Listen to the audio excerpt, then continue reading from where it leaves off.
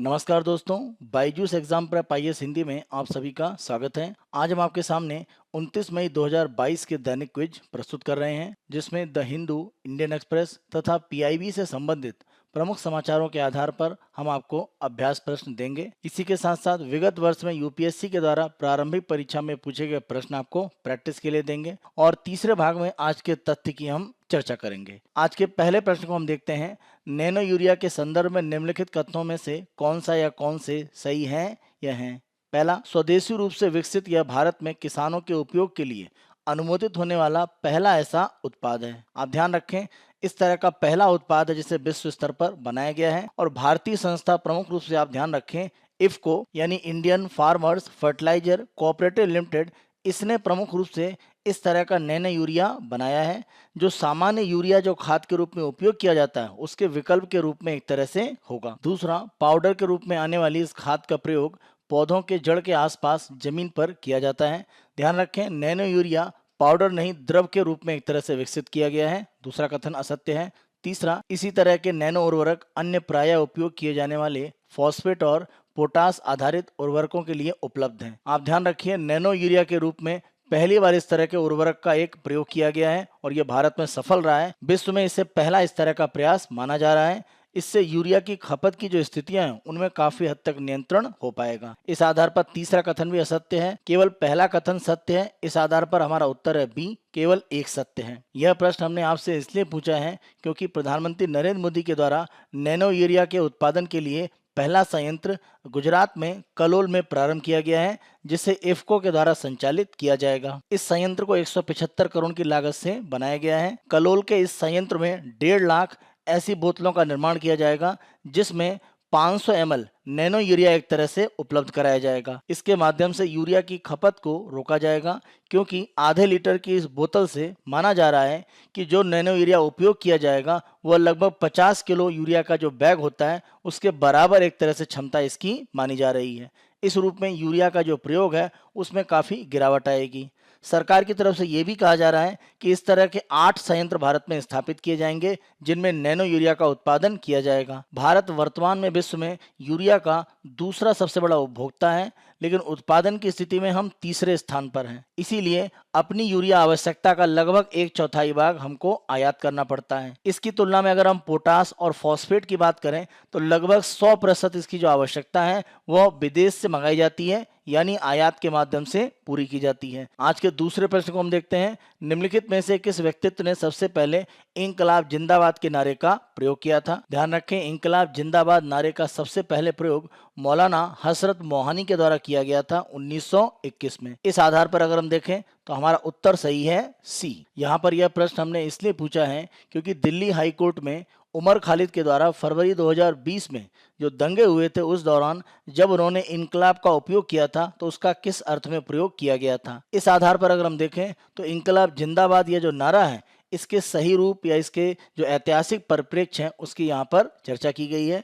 आप ध्यान रखें, भगत सिंह के द्वारा भी नौजवान भारत संघ में प्रमुख रूप से इंकलाब जिंदाबाद नारे का उपयोग किया जाता था। इसी प्रकार अगर हम Hindustan socialist Republican association HSRA इस संगठन की बात करें तो इस क्रांतिकारी संगठन के द्वारा भी इंकलाब जिंदाबाद नारे का प्रमुख रूप से उपयोग किया गया। भगत सिंह के द्वारा इंकलाब का मतलब वर्तमान स्थितियों में ब्रिटिश काल में जो अन्याय की स्थितियां हैं उसको बदलने से था। उन्होंने 6 जून 1929 को स्पष्ट रूप से यह बात कही थी कि उनका मतलब इंकलाब से किसी भी प्रकार से बम या बंदूक के माध्यम से कोई क्रांति लाने की स्थिति नहीं है। आज के तीसरे प्रश्न को हम देखते हैं। निम्नलिखित में से कौन सा प्रशांत महासागर द्वीप देशांतरी स्थिति के आधार पर भारत के सबसे निकट स्थित है? इन चारों द्वीपों में अगर हम देखें तो इसे हम अगर मानचित्र में देखें प्रमुख रूप से तो 4 द्वीप हैं, सोलोमन द्वीप, हवाई, फिजी और समोआ। जब हम कहते हैं देशांतर के आधार पर, यानी इस रूप में हम एक तरह से देखते हैं कि दूरी कहां पर ज्यादा है कहां पर कम है। अगर हम देशांतर से दूरी के आधार पर देखें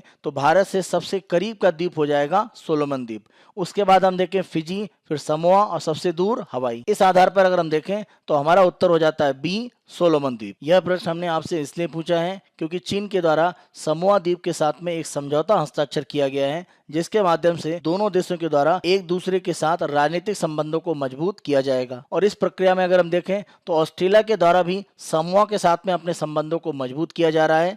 तो प्रशांत महासागर के इन द्वीपीय क्षेत्रों में चीन और ऑस्ट्रेलिया दोनों एक दूसरे को प्रतिस्पर्धा दे रहे हैं और अपने प्रभाव को बढ़ाने का प्रयास कर रहे हैं। अगले प्रश्न को हम देखते हैं। वीडी सावरकर के संदर्भ में निम्नलिखित कथनों में से कौन सा या कौन से सही हैं या हैं? वीडी सावरकर ने 1937 से 1943 तक हिंदू महासभा के अध्यक्ष के रूप में कार्य किया तथा अभिनव भारत सोसाइटी एवं लंदन स्थित इंडिया हाउस की स्थापना की थी। हम ध्यान रखें 1937 में वह हिंदू महासभा के अध्यक्ष चुने गए और आगे चलकर 7 बार उन्होंने हिंदू महासभा के अध्यक्ष के रूप में कार्य किया। साथ साथ अभिनव भारत सोसाइटी की स्थापना भी इन्होंने अपने भाई के साथ मिलकर की थी। अगर हम इंडिया हाउस की बात करें तो लंदन में इंडिया हाउस की स्थापना श्यामजी कृष्ण वर्मा के द्वारा की गई थी, न कि वीडी सावरकर के द्वारा।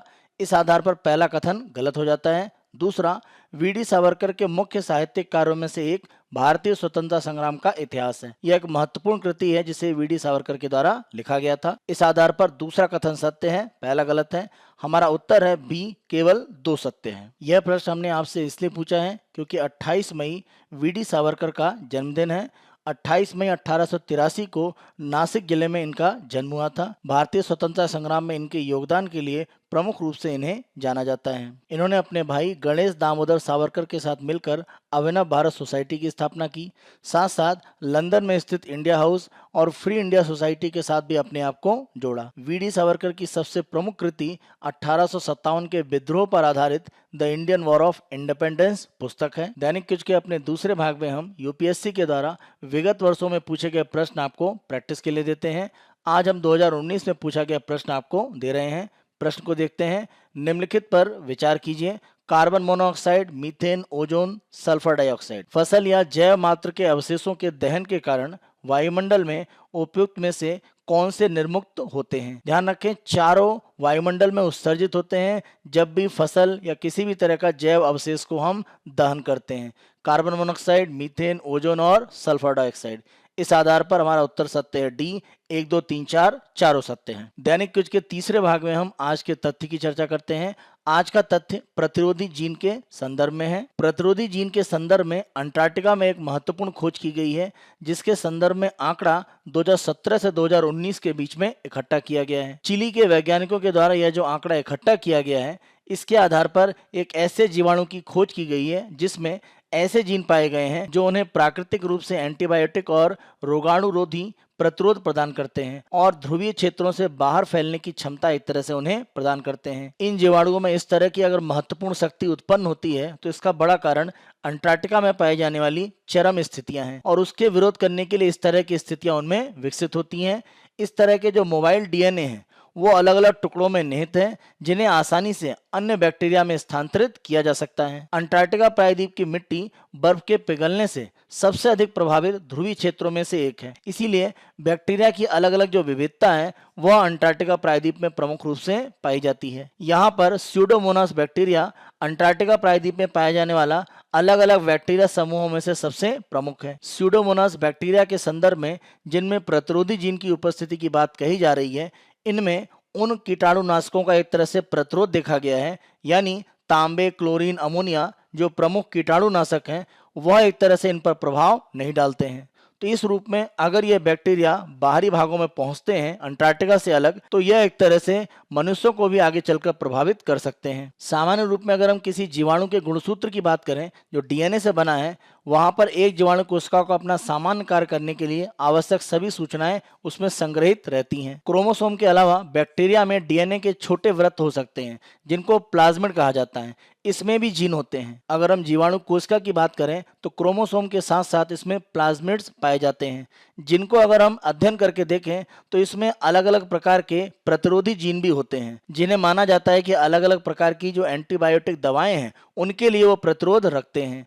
तो इस प्रकार के जो प्लाज्मिड हैं जो जीवाणु की कोशिका में पाए जाते हैं उन्हें प्रमुख रूप से खतरनाक माना जाता है। एंटीबायोटिक दवाओं की शुरुआत से पहले अगर हम देखें तो प्लाज्मिड पर एंटीबायोटिक प्रतिरोध जीन नहीं थे। अब एक तरह से माना जा रहा है कि विभिन्न एंटीबायोटिक दवाओं के साथ साथ तांबा और चांदी जैसे जो भारी धातुएं हैं जो एक तरह से कीटाणुरोधी होती हैं उनका प्रतिरोध प्रदान करने वाले जीन हैं वह भी प्लाज्मिड पर एक तरह से पाए गए हैं।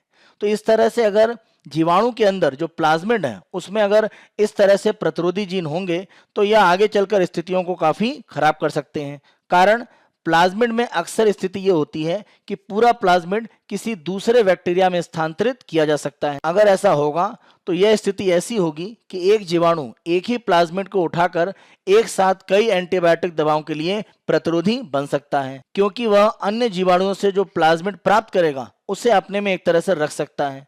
इस आधार पर जो जीवाणु होगा वह बहुऔषध प्रतिरोधी बन जाता है, जिसको हम मल्टी ड्रग रेजिस्टेंस कहते हैं। जब भी इस तरह से बहुऔषध प्रतिरोधी या मल्टी ड्रग रेजिस्टेंस एक तरह से विकसित होता है, इससे अलग अलग प्रकार की जो एंटीबायोटिक है उनका प्रभाव नहीं पड़ता है। विश्व में वर्तमान में जितने प्रमुख एंटीबायोटिक अंतिम रूप में बनाए गए हैं उनको लेकर प्रतिरोध की स्थितियां धीरे धीरे बढ़ रही हैं।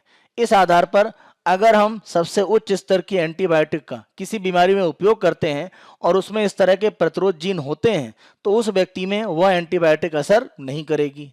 इसीलिए माना जा रहा है कि आगे चलकर सामान्य छोटी बीमारियों में भी एंटीबायोटिक के प्रभाव एक तरह से कम हो जाएंगे, कारण लोगों के शरीर में इस तरह से जो प्रतिरोधी जीन है वह एक तरह से पहुंच सकते हैं। बहुऔषध प्रतिरोध प्लाज्मिड ले जाने वाले जो रोगजनक बैक्टीरिया हैं उनकी व्यापकता धीरे धीरे बढ़ती देखी गई है और अब दुनिया भर में बड़ी समस्याएं ये पैदा कर रहे हैं, कारण यह अलग अलग प्रकार की एंटीबायोटिक के लिए प्रतिरोधी हैं।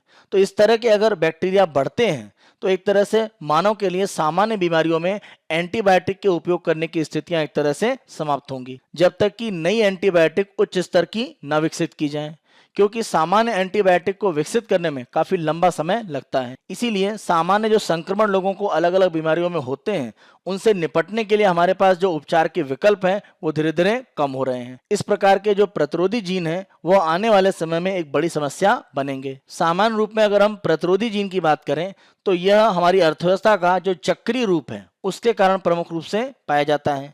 जैसे मान लीजिए किसी व्यक्ति के द्वारा कोई एंटीबायोटिक का उपयोग किया गया और उसके कारण मान लीजिए उसके शरीर में एंटीबायोटिक का एक तरह से प्रतिरोध भी उत्पन्न है। इस प्रकार किसी व्यक्ति के शरीर में एंटीबायोटिक है, साथ साथ उसका प्रतिरोध करने वाला जीन वह भी है। अब मानव शरीर से जो भी एक तरह से व्यर्थ पदार्थ निकल रहा है वह एक तरह से इकट्ठा किया गया और आगे चल के जब भी उसको किसी वेस्ट वाटर ट्रीटमेंट प्लांट में उसकी सफाई करके उस प्रकार जो पानी मिला हुआ है उसका उपयोग मान लीजिए अगर किसी भी तरह के खेती में किया जाता है तो यहाँ पर माना जाता है कि एंटीबायोटिक और जो प्रतिरोध एक तरह से एंटीबायोटिक जीन है वह साथ साथ यहाँ पर भोज्य पदार्थ में पहुंचता है और इस रूप में दोबारा एक तरह से यह मनुष्य के पास पहुंचता है। विश्व में यह जो चक्रीय अर्थव्यवस्था का रूप है इसे भी उत्तरदायी कारण माना जाता है, जिससे प्रतिरोधी जीन हमारे शरीर में एक तरह से पहुंच रहे हैं और ये आगे चलकर एक बड़ी चिकित्सीय समस्या के रूप में हो सकते हैं। यह हमारा 29 मई 2022 का दैनिक क्विज है। आने वाले दिनों में अन्य दिनों के दैनिक क्विज हम आपको इसी तरह से